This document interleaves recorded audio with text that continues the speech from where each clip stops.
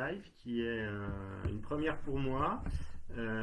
Donc suite à la conférence que vous avez peut-être vue sur la baie des sciences, donc qui est organisée par l'association Le Temps des Sciences.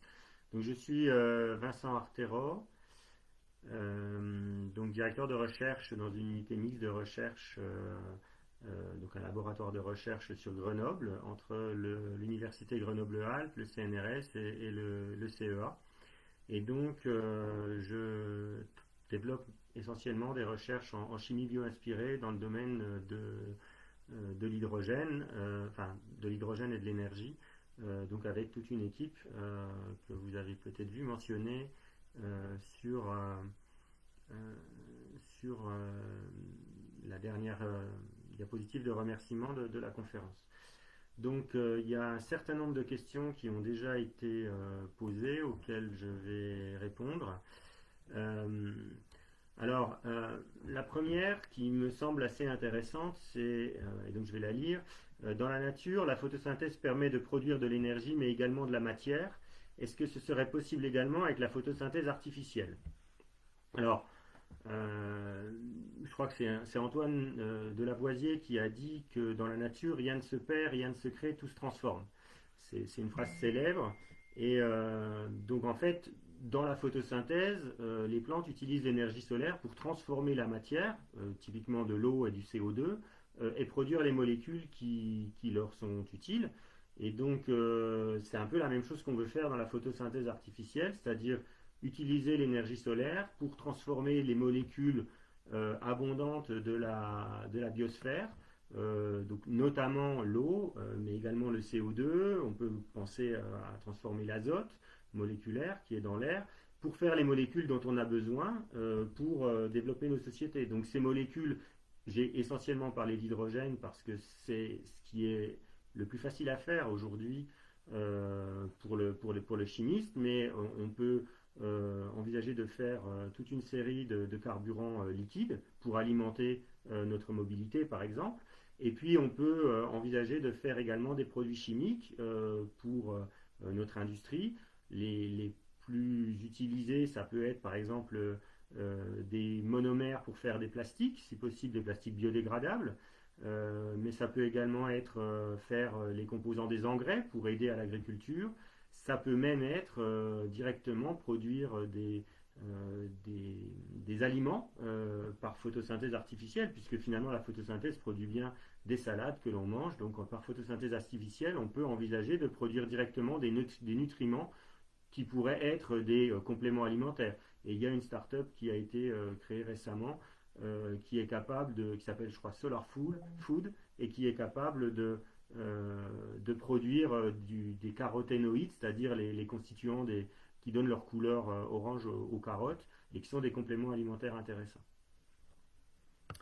Voilà, j'espère que j'ai répondu à la question. Alors, j'en lis une autre. Est-ce que dans la nature, la photosynthèse se fait toujours par la chlorophylle et donc de couleur verte? Alors, la réponse est je pense que non, en fait. Il y a typiquement d'autres organismes que les plantes. C'est celle qui. Je ne suis pas un biologiste, donc je pense que je vais en oublier, mais je sais que certaines bactéries qu'on appelle des bactéries photosynthétiques, qui sont de couleur rouge, on les appelle donc des bactéries pourpres, sont capables d'utiliser des lumières qui ne sont pas la même lumière verte qu'utilisent les plantes. Et donc ces bactéries photosynthétiques, elles vont être capables elles vont utiliser des pigments différents pour capturer l'énergie solaire. Et même dans les plantes, vous savez que si les plantes en fait deviennent rouges à l'automne, c'est parce que la chlorophylle disparaît et que d'autres pigments qui sont plus stables restent dans les feuilles, et notamment ce sont les caroténoïdes dont je viens de parler, qui donnent leur couleur orange aux carottes, mais également la couleur orange aux feuilles d'arbres lorsque l'automne vient. Donc oui, on peut, en fait, à partir du moment où il y a une radiation lumineuse, on peut essayer de la capter et la transformer en énergie chimique. et dans les feuilles artificielles, elles peuvent être également de couleurs différentes en fonction des matériaux qu'on va utiliser. Et en fait, le premier matériau qui a été utilisé pour faire de la photosynthèse artificielle, c'est du dioxyde de titane. C'est ce qui donne, c'est un colorant, c'est pas un colorant en fait, c'est un matériau incolore qui sert d'ailleurs à donner la couleur blanche aux, aux, aux peintures blanches en fait. Et en fait, ce matériau absorbe les rayonnements ultraviolets. Donc, on peut l'utiliser. On peut également utiliser les colorants. Vous avez vu que les colorants que nous utilisons, nous, au laboratoire, si vous avez regardé la conférence, donnent une couleur rouge à nos films photosensibilisés. Donc, elles utilisent essentiellement la lumière bleue, en fait, qui est donc le complémentaire à la couleur rouge que l'on voit. Une partie, enfin un grand nombre de chercheurs, y compris dans l'institut où je travaille, développent des colorants organiques qui ont donc d'autres couleurs et notamment des colorants qui donnent une couleur bleue assez intense aux, aux électrodes que l'on fabrique. Donc oui, on peut utiliser toute une série de matériaux différents et en fait c'est l'intérêt, c'est d'essayer de capturer le plus d'énergie que l'on peut et donc dans toutes les longueurs d'onde du spectre lumineux. Alors, il y a une série de questions qui parlent de batteries. Existe-t-il des prototypes de batteries bio-inspirées? Quelle est la différence avec les batteries bio-inspirées des anguilles? Donc la deuxième question répond à la première. Oui, mais oui, il existe des batteries bio-inspirées. Et typiquement, si vous allez sur Internet et que vous tapez batterie bio-inspirée des anguilles, vous allez pouvoir trouver les résultats d'une équipe, d'une collaboration entre des Suisses et des Américains qui se sont inspirés en fait de la structure de certains organes des anguilles pour développer une nouvelle batterie. Mais là, on n'est pas en train de parler de photosynthèse artificielle. On est vraiment en train de parler de produire de l'électricité. Alors que dans la photosynthèse artificielle, ce que l'on veut, on ne souhaite pas produire de l'électricité comme produit final, on souhaite directement convertir cette électricité en un produit chimique qui nous permet de la stocker, en fait. Donc, encore une question dans la même veine, quelles applications pourrait-on imaginer pour la production d'électricité via la photosynthèse artificielle? Alors, je dirais que ça, bon, encore une fois, c'est pas exactement le centre de ma conférence ni de mes activités, mais ça a été une des premières choses qui a été effectivement accomplie par les chercheurs, c'est-à-dire reproduire des mécanismes qui sont à l'œuvre dans les plantes pour produire de l'électricité. En fait, simplement, au lieu d'utiliser des catalyseurs pour produire de l'hydrogène et de l'oxygène, on va se débrouiller pour que les électrons passent d'une électrode à l'autre à travers la solution via en fait des ions que l'on peut réduire ou oxyder, qui vont capter des électrons. Et en fait, en faisant cela, on va déporter le problème en fait au niveau du fil entre les deux électrodes et on va être capable de récupérer une différence de potentiel entre les deux électrodes. Alors c'est quelque chose qui existe. Si vous vous renseignez un petit peu, en fait c'est une technologie qui a été développée par Michael Gratzel à l'école polytechnique fédérale de Lausanne, donc une des grandes universités suisses. Et il a développé ce qu'on appelle les cellules photovoltaïques à colorant qui sont basées sur un principe de photosynthèse artificielle. Donc sans production d'hydrogène ou de carburant, mais avec une production d'électricité. Et donc, c'est quelque chose qui est très intéressant pour les architectes parce que cela fait des murs qui sont colorés et on peut varier la couleur du rouge au bleu en passant par le vert. Et en fait, ce sont des murs qui sont semi-transparents puisqu'ils laissent passer une partie de la lumière. Et on peut même envisager, et il y a un chercheur dans mon institut qui développe ça, de faire changer de couleur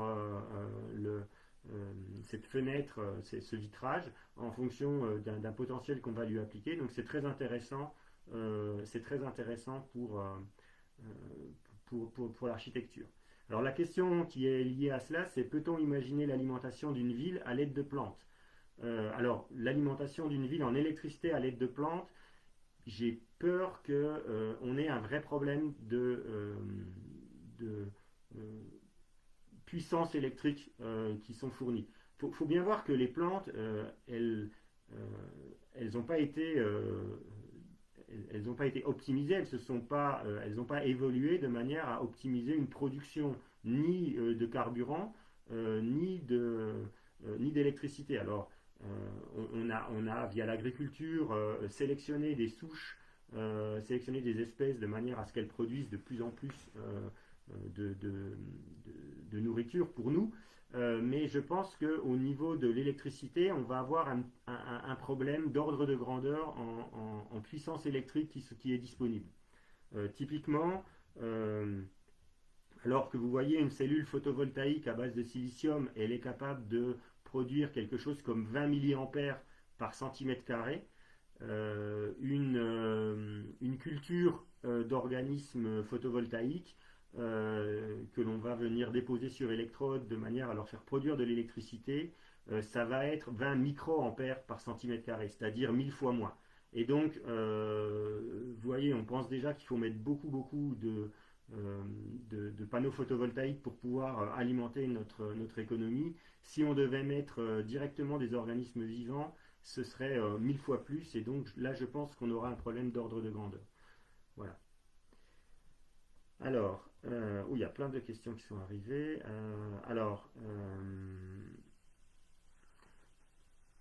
Une qui est peut-on envisager des pistes pour le recyclage du CO2 à grande échelle grâce à la photosynthèse artificielle? Alors, envisager les pistes, oui. Bon, je l'ai dit, ce serait une autre conférence. Il y a déjà des choses qui commencent à exister où, dans les mêmes types de dispositifs que j'ai pu montrer, en fait, on, on fait barboter du dioxyde de carbone et on arrive à produire euh, différents carburants. Alors pour l'instant, c'est essentiellement du gaz de synthèse, c'est-à-dire qu'il faut ensuite retraiter pour pouvoir le transformer en carburant, éventuellement de l'acide formique. On arrive à faire quelques alcools, on arrive à faire de l'éthylène, qui est le précurseur du polyéthylène, donc des plastiques. On arrive à faire du méthane. Donc ça, en laboratoire, on arrive à le faire.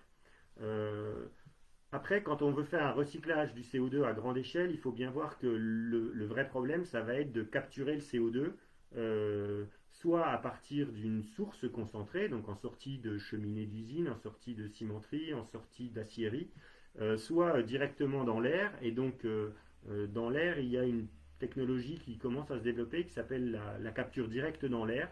Vous avez une société suisse comme Climeworks qui est bien connue là-dessus et qui vise en fait à aller capturer le CO2 dans l'air et ensuite, disons, le concentrer, le purifier par ce processus de capture. Et donc, c'est vraiment un des gros programmes qui est en train de se mettre en place, à la fois au sein de mon organisme, le CEA, qui développe un programme qu'on appelle de fermeture du cycle du carbone. Plus généralement, au niveau français, c'est des réflexions qui sont en cours. Et puis au niveau européen, on essaye de développer des réseaux donc typiquement le réseau Synergie, qui vise à développer ces technologies. Et on a réussi à faire rentrer dans le programme du Green Deal, dont vous avez peut-être entendu parler, un gros projet européen pour le recyclage du CO2 industriel à grande échelle. Mais c'est vraiment quelque chose qui est un grand défi hein, pour les années à venir dans lesquels les grands industriels de l'énergie commencent vraiment à s'impliquer et où on commence à avoir des laboratoires qui sont pertinents et des petits démonstrateurs. Alors, je continue. Alors, c'est là. Alors, il y a une question qui est quand pensez-vous pouvoir développer une technologie mature pour la production d'hydrogène à grande échelle? Euh, Ça, c'est vraiment une bonne question. Je dirais que la technologie mature pour la production d'hydrogène à grande échelle qui utilise le couplage entre différents modes de production d'électricité et l'électrolyse, c'est quelque chose qui est déjà mature. Après, le vrai problème, c'est un problème de coût. C'est un problème de coût de production et de comparaison du coût de production avec le coût des autres énergies, donc notamment les énergies fossiles. Donc pour la production d'hydrogène à partir de gaz naturel, c'est quelque chose qui est très peu cher. Je vous ai montré que finalement produire de l'électricité à partir de panneaux photovoltaïques, maintenant c'est moins cher que de produire de l'électricité à partir de gaz naturel. Ça change un petit peu, ça change un petit peu quand il s'agit d'aller produire de l'hydrogène. Il y a toujours un surcoût pour aller produire l'hydrogène par rapport à la production d'électricité. C'est vraiment un des problèmes sur lesquels on est en train de travailler. Mais forcément, dans ces problèmes de coût, il y a un problème général d'économie, de quel est le coût de la, quel est le niveau de la taxe carbone, et ça peut vraiment changer les choses. Voilà. Donc il y a une question qui vient d'apparaître sur en termes de prix. Est-ce que vous avez pensé à réduire le prix de production d'hydrogène?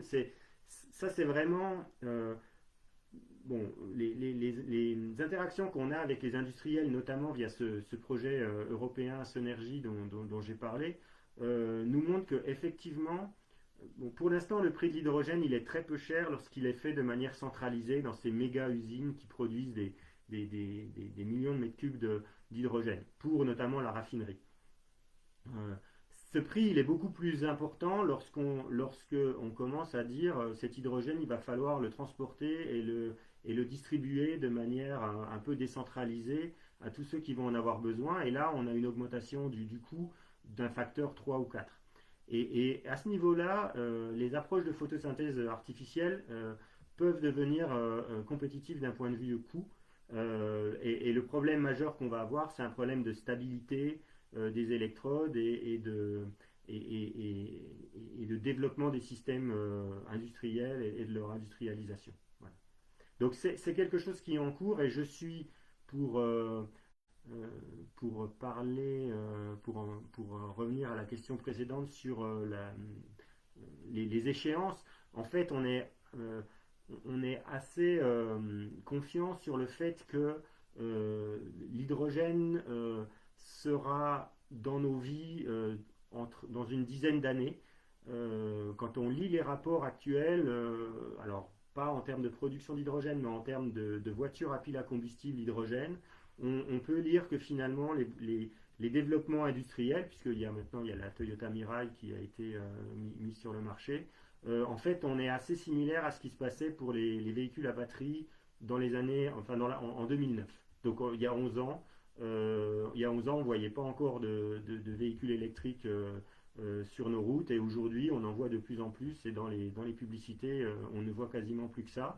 Donc on peut se dire que l'hydrogène va arriver dans la mobilité dans une dizaine d'années et que probablement derrière il va y avoir à développer le réseau de production et de distribution qui va avec. Voilà. Alors, il y a une question sur comment vous est venue l'idée de vous pencher sur la photosynthèse et de vous inspirer de la nature. Alors, très modestement, c'est quelque chose qui ne m'est pas venu spontanément en fait. J'ai été formé lorsque j'ai fait l'équivalent du master en chimie inorganique. Il y avait un cours de chimie bio-inorganique qui nous montrait comment on pouvait s'inspirer de la nature pour développer des nouveaux matériaux avec des fonctionnalités intéressantes. Donc ça, c'est des choses qui sont dans la littérature scientifique depuis plus d'un siècle. Je crois que le premier, je vais écorcher son nom, mais c'est Giacomo ou quelque chose comme ça, qui en 1900 ou à peu près dans ces années-là a fait un premier papier où il parlait déjà de photosynthèse artificielle. Donc c'est quelque chose qui existe depuis très très longtemps dans le milieu scientifique. Le problème c'est de le faire marcher, c'est d'atteindre des rendements intéressants à des coûts pertinents. Donc ensuite, j'ai eu la chance de rejoindre un laboratoire à Grenoble qui existait également déjà, qui s'appelait pas comme ça, mais qui maintenant est devenu ce laboratoire de chimie et biologie des métaux, qui s'intéressait au rôle des métaux en biologie et qui regardait ça selon une approche moléculaire, une approche de chimie en combinant donc les approches de biologie et de chimie. Et c'est quelque chose qui n'est pas facile à mettre en œuvre au jour le jour, mais qui est vraiment très très enrichissant. Et je crois que Grenoble, d'une manière générale, est un centre très vivant dans ce domaine-là. Effectivement, dans le laboratoire où je travaille, il y a des biologistes, il y a des biochimistes, il y a des chimistes de synthèse, et il y a même quelques chimistes des matériaux maintenant.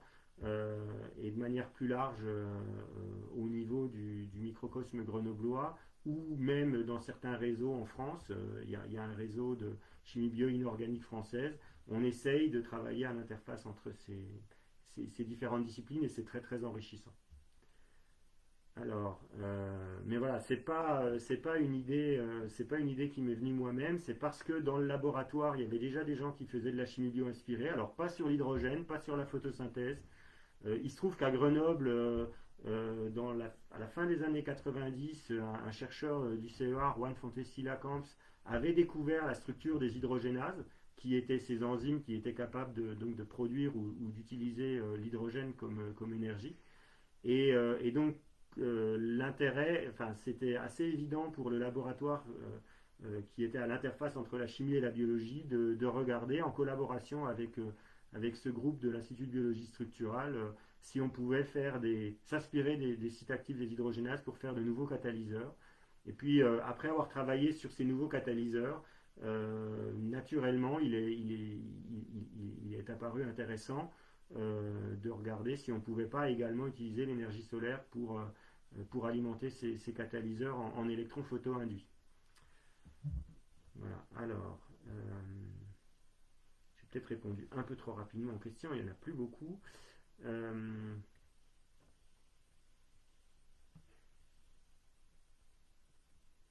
Voilà, j'ai plus grand chose, il n'y a plus beaucoup de questions qui apparaissent. Donc, alors je ne sais pas ce que je vais essayer de rebondir sur une question sur laquelle j'ai peut-être pas. Alors, souvent, on imagine un chercheur dans son laboratoire. Est-ce que dans votre travail de recherche ou inspiré, l'équipe associe chimistes et biologistes? Alors, ça revient un peu sur ce que je viens de dire. Dans mon équipe, il n'y a pas vraiment donc, de chimistes et de biologistes, mais en fait, les biologistes sont dans des équipes qui sont dans le laboratoire ou dans les laboratoires juste à côté. Donc, effectivement, on interagit avec des biologistes au jour le jour dans le laboratoire. Euh, comment se passent les interactions entre les différentes sciences? Alors, les interactions entre les différentes sciences, c'est vrai que c'est quelque chose qu'il faut arriver à mettre en musique. Parce que les différentes sciences n'ont pas besoin des mêmes outils. Pour bien interagir avec quelqu'un, il faut pas simplement travailler à l'interface entre les deux domaines, mais il faut que chacun soit fort dans son domaine. Les interactions, je trouve que dans notre laboratoire, elles se passent bien puisqu'on se voit au jour le jour, mais chaque équipe est un peu spécialisée et développe son propre domaine. Et on va interagir via des séminaires, via des discussions informelles, via des programmes de recherche. Et c'est là que c'est assez important que les institutions organisent un petit peu ces interactions et organisent des programmes de recherche qui sont à l'interface entre chimie et biologie ici. Et je dois dire que c'est quelque chose qui était très fort en France il y a encore une vingtaine d'années, peut-être encore une dizaine d'années, et on sent que cette interaction entre chimie et biologie est peut-être plus aussi forte euh, plus aussi fortement soutenue au niveau des incitations, notamment financières, dans les appels à projets que l'on peut voir, au niveau national.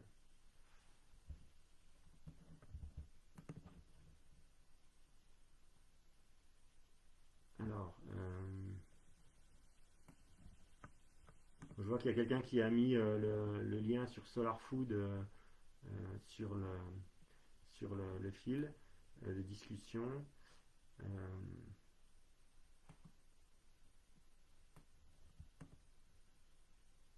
alors peut-être continuer un petit peu plus sur la valorisation du CO2. Euh,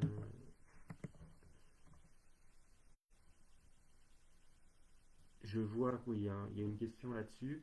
Euh, En fait, c'est un domaine qui est vraiment en plein boom, hein.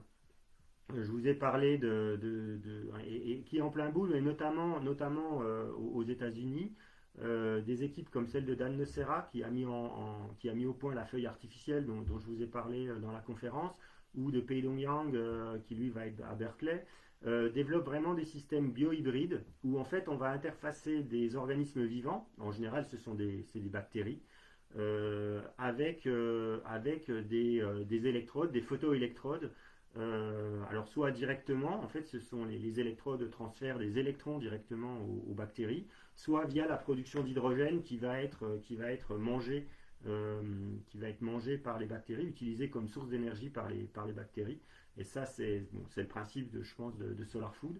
Euh, et en fait, en faisant ça, on est capable de combiner la très très bonne efficacité des semi-conducteurs en fait pour capturer l'énergie solaire et la transformer en électricité, mais également l'incroyable métabolisme des organismes vivants qui sont optimisés pour, à partir d'un certain nombre de nutriments, produire une molécule d'intérêt via toute une cascade de réactions enzymatiques.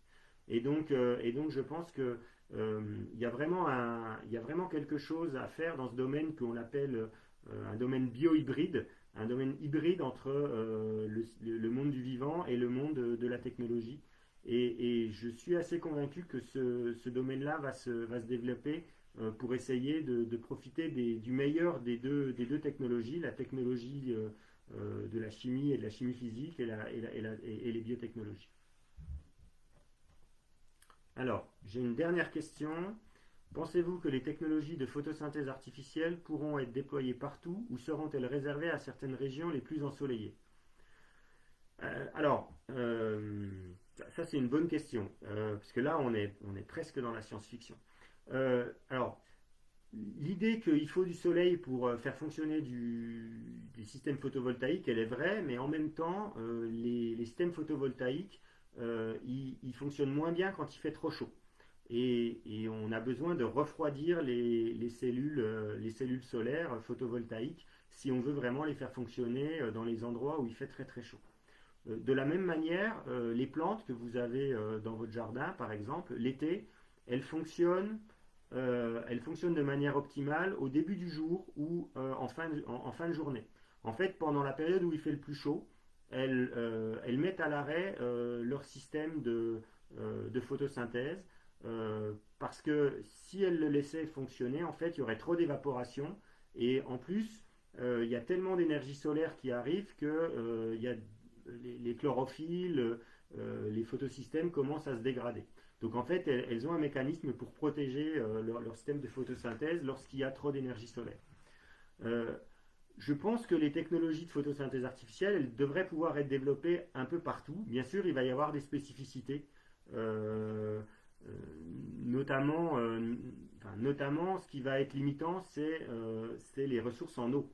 Et une des choses qu'on est en train de regarder dans le cadre d'un projet européen avec des partenaires industriels comme Toyota Motor Europe, comme Engie, et un grand nombre d'autres partenaires européens académiques, c'est d'essayer de voir si on peut développer des dispositifs de photosynthèse artificielle qui vont aller capturer l'eau dans l'atmosphère. C'est-à-dire qu'on n'a pas besoin de mettre de l'eau liquide et donc de l'eau potable pour alimenter le système, mais les systèmes vont être capables d'aller capter l'humidité dans l'atmosphère. Et si on va jusqu'au bout de la démarche, dans un deuxième temps, on essaiera peut-être de trouver des systèmes qui sont également capables de capter du CO2 dans l'atmosphère de manière à pouvoir être complètement autonome. Et pour ça, les grandes surfaces qui vont être nécessaires pour capter les énergies, les photons, l'énergie solaire, vont également être très utiles pour capter une grande partie d'humidité ou de CO2 qui serait dans l'atmosphère. Donc, je pense qu'il y a encore beaucoup de choses dans ces technologies qu'on n'a pas regardées. Est-ce qu'on peut exploiter les cycles jour-nuit où il y a des grandes variations de température pour optimiser les technologies. Donc, voilà, il y a encore plein de choses à faire, à la fois au niveau de recherche très fondamentale pour développer des matériaux, de génie chimique ou de génie biologique pour développer des systèmes plus efficaces, des systèmes biohybrides. Et en fait, euh, je suis assez excité quand je me dis que peut-être effectivement dans 20 ou dans 30 ans, ce seront des systèmes qui seront disponibles pour tout un chacun. Quand je discute avec Daniel Linco, qui est un des grands chercheurs dans le domaine du photovoltaïque en France, il me raconte que quand il a commencé, il faisait les premières cellules photovoltaïques qui faisaient 1 mm² et qui avaient 1% de rendement. Et qu'à cette époque-là, quand il était jeune chercheur, il n'imaginerait jamais pouvoir se retrouver au milieu d'une ferme solaire comme il en existe aujourd'hui en France. Et donc, c'est vraiment le souhait que j'ai, que ce domaine de photosynthèse artificielle ait le même avenir pour vraiment aider à la transition écologique. Voilà, donc je vous remercie à tous de votre participation et puis vous pouvez toujours regarder à nouveau la conférence qui va rester disponible. Il y a également un petit film qui a été réalisé dans le laboratoire avec nos étudiants et qui est animé par une de mes collègues, Muriel Chavarro-Kerlidou, et qui est disponible sur le site du Temps des Sciences. Si vous voulez voir un petit peu plus d'expériences euh, qui se font au laboratoire, filmées dans les conditions vraiment de la manip à la paillasse. Voilà, merci beaucoup, bonne soirée et encore merci de votre participation à cette fête de la science. Au revoir.